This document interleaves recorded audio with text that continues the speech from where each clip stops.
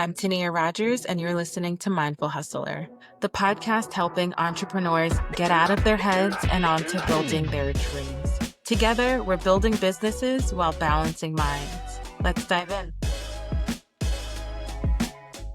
Hey everyone, welcome back to another episode of Mindful Hustler. Today, I have the pleasure of interviewing a brilliant wellness expert who has been making huge waves in the holistic health space. Finda's approach to wellness is all about creating harmony between the mind, body, and soul while helping people find their unique path to optimal health and fulfillment, whether it's through mindful practices, nutritional wisdom, or emotional healing.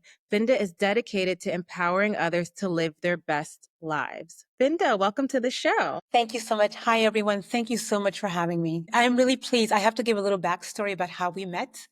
It's even before we were wives and mothers and our first time meeting. So I just want to give a little backstory between how you and I met before. Actually, can you actually talk about it? Because I was trying to think about the exact moment and I couldn't. I'm like, we've known each other for quite a while and it's been like marriage, babies. I love seeing your family grow, by the way. Your little boy is so cute. So yeah, can you talk about exactly where we met? Yes. So the funny thing is I was braiding my hair in Perth Amboy Braiding Salon. And I was talking about at the time, I was focused on the product, which is empowered by Finda, which is the scent behind the brand. So I was doing it a little backwards. I'm going to go a little deep dive into that story for you guys a little later.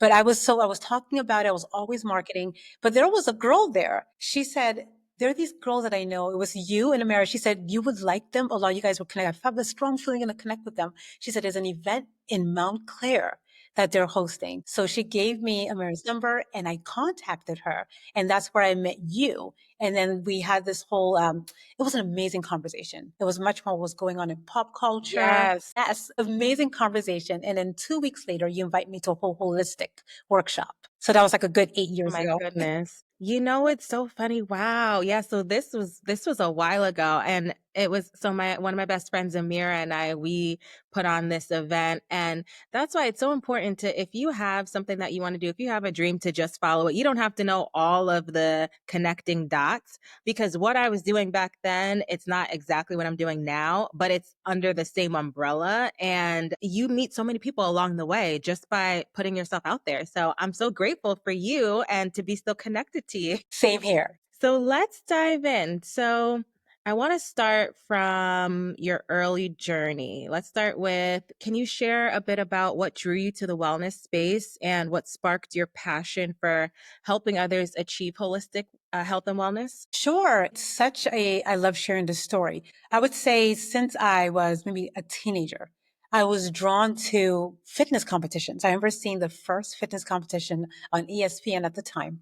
And I've said, I can do this too. I can do this. So from high school, I ran track and field. But then after high school, I went to a community college. I wanted to stay in shape after high school. So I said, I'm just going to join a gym. I joined a gym with one of my older sisters, joined it. And there was a guy at the gym there. He would watch me work out. He said, you know what? You have a really good physique. I think you should go into fitness competitions. So I was like, okay, I'm willing to try it. So how does it go? So he started training me. I would go for 3 times a day. So from 5:45 in the morning, a 30 or 40-minute workout, go to class, come back midday, another 40-minute workout, come back again towards the evening, 40-minute workout. So I'm doing this for like 12 to 14 weeks, getting ready for show. So I did that, literally a lot of discipline. Yeah, you were dedicated. Super dedicated. It was clean eating. You have your coaches that are helping you build your muscle. You have your nutritionist. You have your dance coach, all of that. It was more like a beauty pageant with like fitness behind it.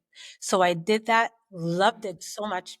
And I loved the fact the way I looked, but then then I came in 4th in the state of Pennsylvania. So my first time competing, I took 2 positions, but I came in 4th in the state. So I competed all my 20s, all throughout North America, competed the whole time. And I wanted to make sure that women knew that there was so much more, like you actually just really loving your body. Because throughout that process, there was a dark time for me in wellness. I was very muscular. People actually used to call me like, little Serena Williams. So I didn't like it. Did not like it at all. I didn't think that was attractive. Wanted to be somebody completely different. So my pitfall in wellness, I suffered an 11-year eating disorder, bulimia. So that I did. Absolutely. And it was this idea I had in my mind. I wanted to look a certain way, but yet my body was not that way exactly at all. I loved what I looked like for stage, but then after showtime, you're going to gain that weight back. It's water weight. You're going to gain that all back. So I really wanted that unrealistic, something that was not sustainable. And I fell into this really dark space. I would say in hindsight, that dark space was a blessing in disguise for me. Because I realized that a lot of women, no matter how old, in your 20s, 30s, 40s, even 50s, and someone, they have something about their bodies they do not like. So with all that, pitfalling, researching and learning more about myself, I feel like, man, I truly believe that I was born to empower women because without that darkness, I would not have found the light at the end of the tunnel. Thank you for sharing that. The first time I felt that was after pregnancy, postpartum. I don't know if you experienced that after you had your baby, but it really does like do something to the mind, like thinking that your body looks one way or wanting it to look one way and then it doesn't. So, wow, you had such a transformational journey. Absolutely. I love what you just said about the pitfalls, like, especially when you had your first child. It's a struggle. I feel like it's that quiet thing that women don't talk about at all because your body changes so much. At the same time, your brain's not connecting what you look like. I'm like, oh my goodness, I look so different. But then it takes a while for you to say, I just gave birth to a human. I carried a baby. And you're right. I think that not I don't think women talk about it because there's this guilt that's like, okay, like I just did something amazing. I should be focusing on that and not focusing on my looks and, how ungrateful do I sound? At least those are the things that went through my head. And I never struggled with my weight until having a baby. And so it was never really a thought. But then now the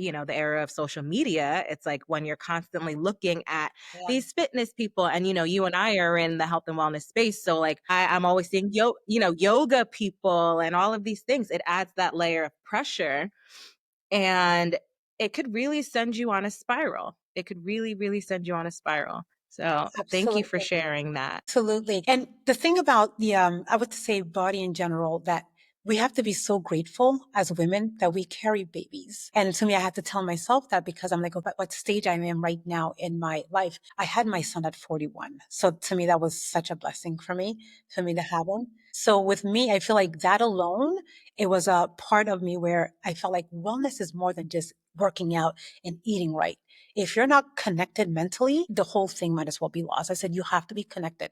Because a little backstory, not to be all over the place, but my father was a Methodist minister for years. So I learned that every answer goes back to the Bible. So if you want something, go back to the Bible. So that's where I got the whole mind, body, and soul connection, that you cannot be whole without those two things, without mind and body. And so you need all three of that together. So that's why I really started focusing. The moment I started doing that, my brand completely changed. So I went on a deep dive on your page, of course, because I just love everything about you. And you posted a video about you talking about one time you worked in sales and a man said to you, you'll never make it in sales or something like that. Can you talk to me about what is that story? Yes, of course.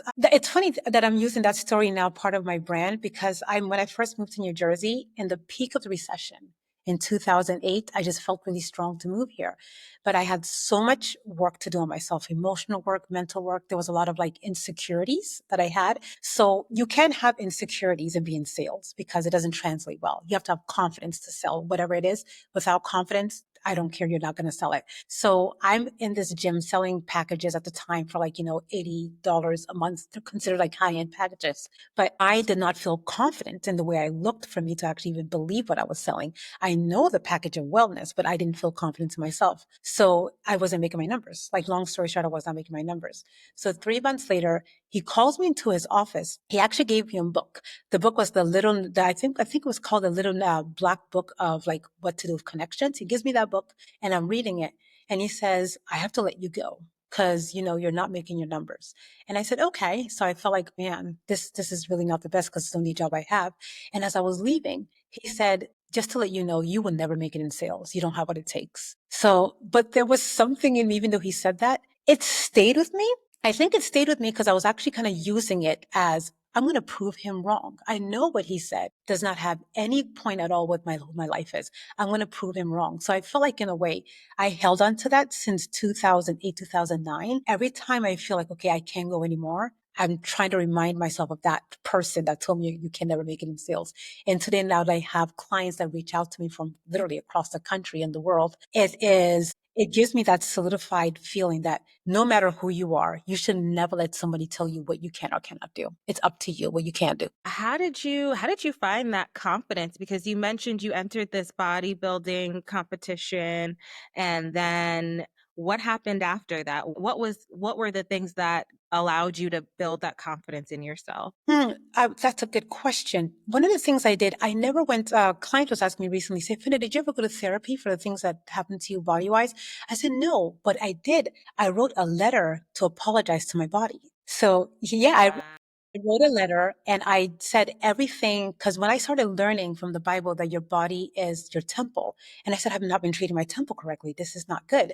So I wrote a letter to apologize to my body that from here on out, I make a promise to actually treat this amazing host that's actually hosting my spirit. From then, it just seemed like everything just kind of went away after doing that.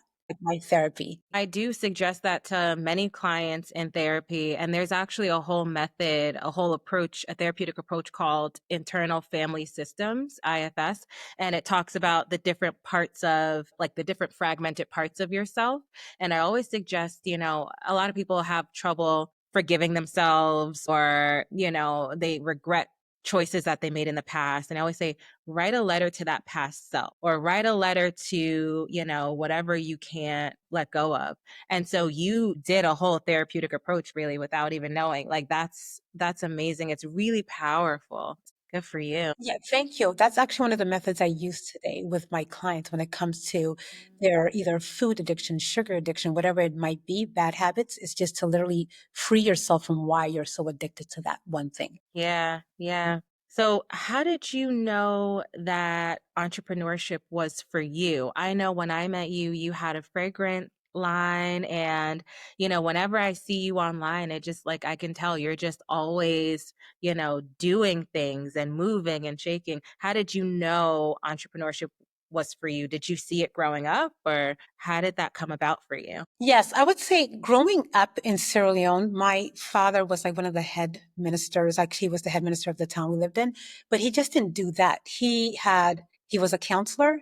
He was also a teacher, but he also had one of the biggest rice farms. So I saw him like do so many different things and it was amazing. When I started working here in the States, my first job was at TGI Fridays. I was a hostess. I remember maybe 3 or 4 months in, I hated it. I did not like it, hated it. Went to the second job, the same repetitive thing. 3, 4 months in, I hated it.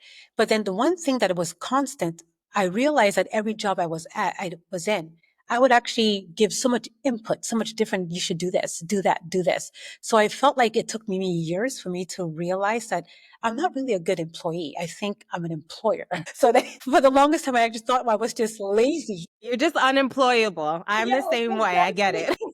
So that's what every job I've had, it's like I felt like, okay, there's so many things you can change. I don't look at it from an employee's point of view. It's hard for me to do that. I'm always looking how you can improve something. Yeah, yeah, I feel that. I mean, I think every job that I had, I just resented just being there because of the fact that I didn't have creative control over it. So I knew pretty early on that I needed to do my own thing. I think for me, it was just about, like, figuring out what that thing was, because I'm so multi-passionate in the space of wellness. And I think when I finally gave myself permission to just pursue all different forms of wellness, that's when, like, it came to me and I formed the Root Studio and all of that. So That's I amazing. definitely feel I definitely feel your unemployable spirit. So, okay, so you emphasize a holistic approach to wellness. Can you break down what that looks like in your work? What are the foundational pillars of wellness that you focus on with your clients? Sure. When I would have, let's just say my first time doing a consultation call, I want to see first, in order for me to solve a problem, I have to see where it's coming from. I can't just say, here's a list, eat healthy, and that's it. What does healthy look like? They don't know. I can put you in a grocery store. You don't know what that looks like. So I always feel like our eating habits would kind of go all the way back to when you're a child, or it can be something that you just something. It has to do with either some kind of trauma or just something that's either a comfort food, like fun comfort foods, It's or emotional. yes, Yeah, we eat emotional. with our emotions. Absolutely, absolutely. So what I will do with that, I actually do a little bit deeper dive so I can know exactly who are you, and then I need to know exactly why do you want to look great. Why do you want to feel great? Because without that major why, they're not going to change. When you have a really good, strong reason, you will see, like I have a client, her biggest reason is she wants to be a role model for her son. So she loves that. So one of the things I will do, I do accountability check-ins. Is an accountability check-in exactly like on a right reminder, but also what I do that's different. Every check-in also has a Bible verse that goes with it for the day. So it's more of it's a spiritual connection because I feel like anything from eating healthy, either from working out, whatever it is, or meditation, you can find a verse in the Bible. So she's also in tune with her spirituality. And it's actually amazing when I would do that for this particular client. But it's, to me, it's more about you have to know exactly what your why is. If you do not know or you don't have a why, I won't be able to help you because I can actually give you a 3-month plan. You're going to fall back on the wagon as per se. Because if you don't have like, okay, I'm tired of feeling, I would just say I'm tired of feeling tired. I'm tired of actually not having great doctor's appointments. Looking great on the outside is the icing on the cake, but those healthy doctor's appointments, to me, I feel like that's a plus. My son is only 7. I love playing with him. So you want to feel great and have a lot of energy. Those are like massive reasons why. To say, okay, I'm going to go to a high school reunion, that's not a strong enough why, because after that reunion one day, it goes back down. So you need something really strong that actually is going to make you hold on to that so you can shift your mindset. That's how I work with my clients.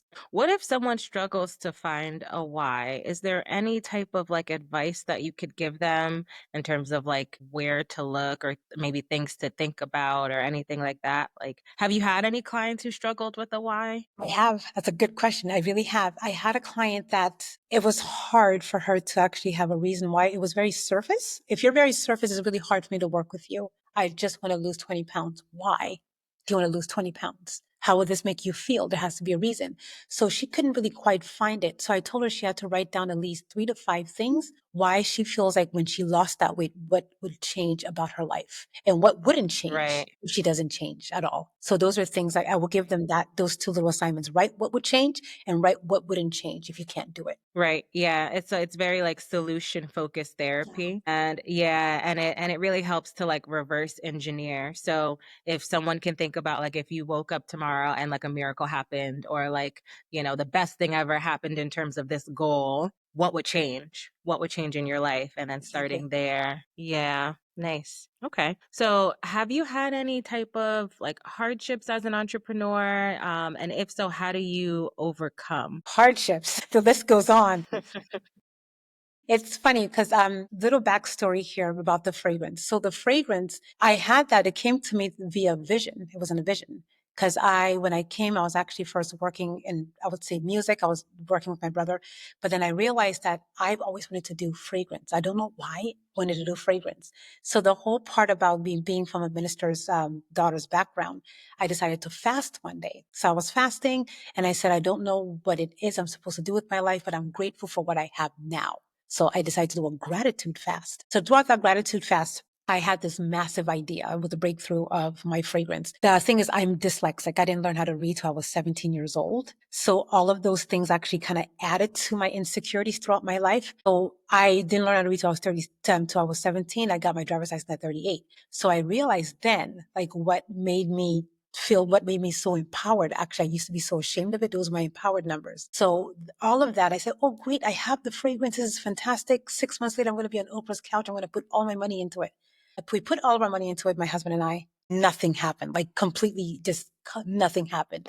So we tried it again, put money into it again. Nothing happened. We were like so much in the hole, like thousands of dollars in the hole. And I felt like this is not working. Why isn't this working? There is something I heard recently by a guy I listened to on YouTube. He actually says, Entrepreneur University, there is no fee. The fee is the mistakes you make. You have to learn from the mistakes and not do them again, or else they'll keep coming back. And I was like, oh, okay. So when you actually have those pitfalls, they're going to hurt because you don't have, like, there isn't a rule book for entrepreneurship. You just have to find somebody that you really admire. And the person you admire at the same time, you have to understand they've also gone through a lot of pitfalls. It's like Michael Jordan's whole story about basketball. He has failed over and over and over again. That's why he succeeds. When you fail, and you get up and you fail, you get up and you fail, you're not getting up as the same person at all. You're getting up as a different person, a Right. stronger person. Absolutely. So that's the best part about actually when you have those pitfalls. So what I do to answer your question, when I fail, I kind of look back almost, I look like a play tape. Okay, what did I do wrong here? What can I do right here? How can I implement this? What can I drop? I almost feel like failure is the universe telling me, okay, try a little different, try a little harder, try this way. So I take failure almost as a great thing because I know that didn't work. I have to try another way. Yep. So you never quit when you fail. You never quit. Failure is part of every successful person's story. You just have to see exactly what you're learning from it. And so you won't repeat it. Absolutely. I always like to call them growth opportunities. I welcome failure. I think that you can't grow without it. You need it. It's not failure unless it takes you out, right? And so if you know that you're not going to stop and you're going to pivot, pivoting is good. You need those failures. You do. So let's dive into some practical strategies. What are some simple but impactful wellness practices that our listeners can start to incorporate into their lives at any stage or journey in their wellness? Oh, I love this question because it's one of my favorite things I do every day. Create healthy habits. I would tell people whatever your habits are that are not serving you, you don't have to take 12 or three of them. Just do one habit. Let's just say it's hard for you to drink water first thing in the morning. Because when you're sleeping, your brain's dehydrated. So you need to reboot your body, just like you plug in your phone or your computer. Drink a glass of water. If you do that, just like first thing in the morning, do that for weeks, you're going to notice automatically it becomes part of your mechanic. It becomes part of your nature. And when you feel like that comes easy to you, do the next thing. So baby step every little new habit. It can be as easy as just waking up very early in the morning to journal something. It could be like you just either going out for a walk. Just do it one step at a time. Don't take a bunch of it. Just do one thing at a time and give yourself weeks for you to really get into it, at least a month. And then I would say that becomes your blueprint. Then go to the next thing. Before you know it, if you adopt this habit by just taking things one step at a time, by the end of the year, you would be a completely different person because your habits shift you and they create the world that you're living in. Yeah, absolutely. I know that habit is definitely a hot topic, and I find that a lot of clients struggle with it. I hear a lot of like, I don't have time. Like, how do you make time? So I like to suggest habit stacking. So like if you have one habit or something that you already do, I always encourage people to, add on to or do it around the same time that you do that habit. So for instance, like I have one client who she needs to drink more water, like her doctor told her that she needs to drink water, but she struggles with it. But she drinks coffee every day. So I'm like, okay, well, your rule should be right before you drink your coffee, you get your bottle of water and you fill it up and make that a habit. It's like an association, habit stacking. So, and it works for her now. Oh, I love that.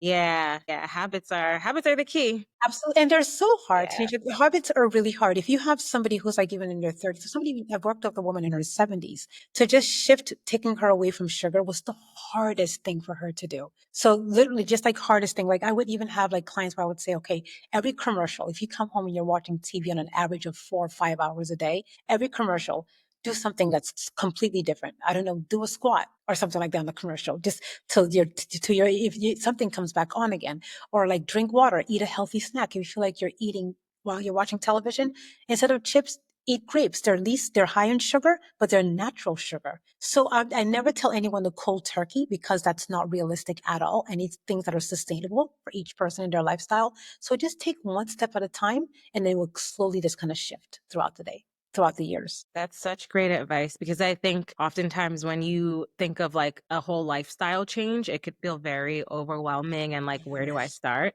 But to your point, it's like just start with one thing, take one step. And I think it is also really important to like disrupt the norm. So, like, just doing little things differently to really shake up that energy and invite new energy and habits in is also really good. Absolutely. Absolutely. Yeah. So any exciting projects or offerings that you can talk about that you're working on? Yes, I have this awesome project. I've actually started it since it was back in COVID. I started writing a book. So I lost my father. It'll be 2 years He passed away April 9th, 2 years ago. So he would tell me, he always saw visions for me. So I said, I'm writing a book. He said, of course, that was your next step. You were supposed to write a book. So I'm writing a book, but it's a very small book. I'll be done. It'll be ready this summer. It's called Powerless to Empowered. Because my whole life I felt like I didn't have much power. So when I felt like I found my voice, I found my power. And I feel like my purpose is to help other women help them find their power through wellness. So that's the project that I'm working on right now, is releasing Powerless to Empower this summer. I can't wait to read it. I can only imagine what people will feel when reading your book. You have one heck of a story, and the fact that you're able to turn your pain into purpose multiple times, that speaks volumes to your character and who you are. So thank Thank you. you. Thank Thank you you for so much sharing for that. yourself. Yeah. So I have one last question. And I ask all of our guests this. What does hustle mindfully mean to you? Hustle mindfully. I like this because I feel like I'm learning this now. I have a very like type A personality. Okay, so the hustling part is you want to make sure that don't forget to live your life. So like I work, I'm a workhorse. I can work, work, work, work, work, but at the same time I have a husband. I have a Yeah. child. I have Yeah. friends. Speak on it. So yes. I'm going through this too. Yes, yes, yes, Like at the end of yes. the day, I don't want him to have to make appointments so we can have like a dinner date or things like that or family. You want to make sure that whatever you're doing, if you're hustling on your job, be there 100% mentally, everything spiritually, be there. But when you're with your partner and you're with your family, be with them 100% because when you tap out of that and you're pouring so much into them, that's going to give you a lot more creativity when you go back to your other part, the other part of you, which is your professional part. So both parts need that equal balance. And you can only get the equal balance when you actually shut one out and you go to the other part.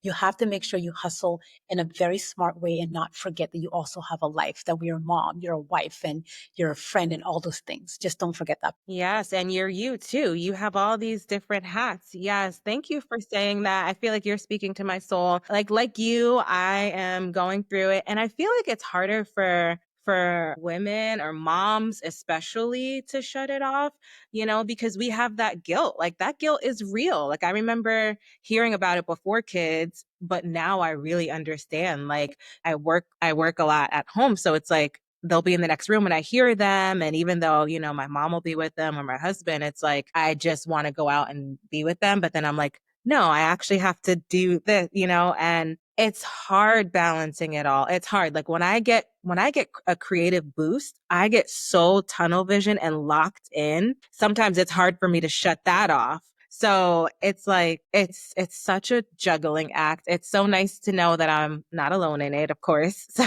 thank you for that. Absolutely. It definitely is. And I think it's real because you're not going to see this on Instagram. Everything looks perfect, right? Other people look like everything is perfect. Their kids are perfect, everything else. But at the end of behind the scenes, it's not perfect. It's a little messy. It's a little chaotic. It's So messy. yeah, It's it very is. messy. It's very messy. I literally, before coming here, I'm like breastfeeding one kid. My other kid has yogurt all over the place. I have yogurt on the side of my face. Like my 2-year-old has no diaper on. I'm just like, Lord, Yes. But then you I come and you got, look so polished, like everything's together, right? I do, right? Like you would have never like known, but yeah, that's real life out here. But I love it. Well, Finn, yeah, I'll let you go. Thank you so much for speaking with us, and I can't wait to talk again soon. Thank you so much for having me.